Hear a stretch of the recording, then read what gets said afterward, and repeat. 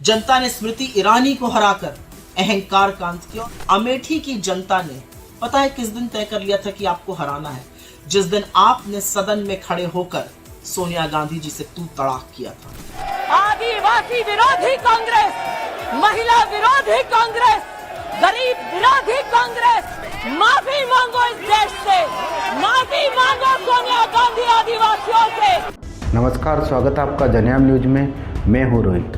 आज हम बात करने वाले हैं यूपी के उस सीट की जहां पर बीजेपी पार्टी की दिग्गज नेता को वहां से हार झेलनी पड़ी। जी, हम बात कर रहे हैं स्मृति ईरानी की, जो इस बार भी अमेठी से चुनाव लड़ रही थी। अमेठी से वो तीसरी बार चुनाव लड़ रही थी, जहां पर उसको 3 बार में से 2 बार हार झेलनी पड़ी। आखिर स्मृति ईरानी चर्चाओं में कब आई? 2014 की अगर हम बात करें तो राहुल गांधी और स्मृति ईरानी आमने सामने थे, जहां पर स्मृति ईरानी को इतना अनुभव नहीं था, लेकिन कांग्रेस पार्टी के दिग्गज नेता को उन्होंने हरा दिया, यानी कि राहुल गांधी को हरा दिया। उसके बाद स्मृति ईरानी चर्चाओं में बनी और स्मृति ईरानी का कद भी बीजेपी पार्टी में बढ़ गया। फिर बात हम करते हैं लोकसभा चुनाव 2024 की, जहां पर स्मृति ईरानी ओवर कॉन्फिडेंस में थी, जिसकी वजह से उनको हार झेलनी पड़ी। कयास ये लगाए जा रहे थे कि राहुल गांधी ही अमेठी से चुनाव लड़ेंगे, लेकिन ऐसा नहीं हुआ।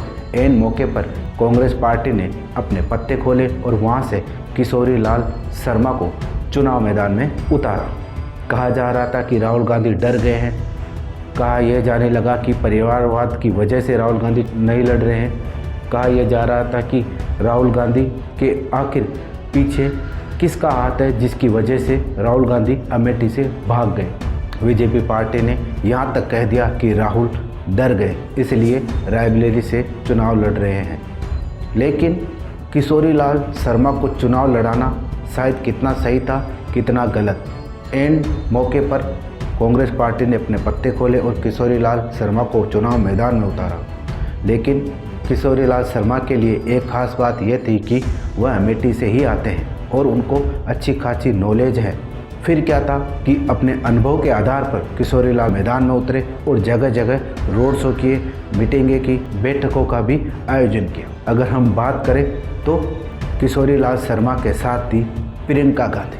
प्रियंका गांधी ने किशोरी लाल शर्मा के साथ रहकर जन सभाओं को संबोधित किया और जगह जगह जाकर प्रचार भी किया।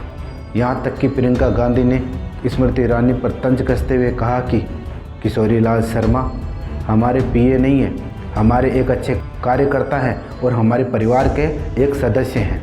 जब चुनाव जैसे ही पास में आए और किशोरी लाल शर्मा का कॉन्फिडेंस अव्वल दर्जे का था और वही कॉन्फिडेंस उनको जीत की दहलीज तक पहुंचाया। चुनाव हो गए, मतगणना हो गई। मतगणना के बाद रिजल्ट आया तो स्मृति ईरानी को हार झेलनी पड़ी, वो भी 1,67,256 वोटों से। सब हक्के बक्के रह गए कि आखिर स्मृति ईरानी को इतने वोटों से हार कैसे झेलनी पड़ गई। यही नहीं, बीजेपी पार्टी के कई मंत्री को भी हार झेलनी पड़ी।